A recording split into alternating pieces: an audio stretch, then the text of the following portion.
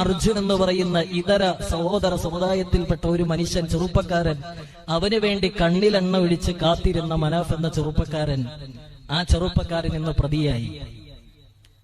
അവന്റെ വരുമാന മാർഗത്തിന് വേണ്ടി പ്രവർത്തിച്ചതായി എന്ന് പറയപ്പെടുന്നു. ആര്? അർജുന്റെ മാതാപിതാക്കൾ, അർജുന്റെ കുടുംബാദികൾ.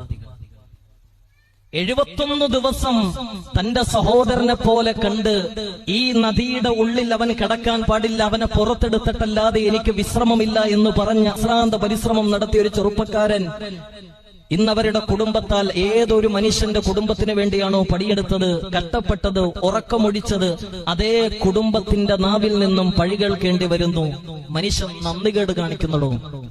ഇന്നൽ ഇൻസാന ലിറബ്ബിഹി ലകനൂദ്. അദ്ദേഹം കരഞ്ഞുകൊണ്ടാണ് എന്നോട് പറയുന്നത്, എത്രയോ മോശപ്പെട്ട ഒരു പ്രവണത.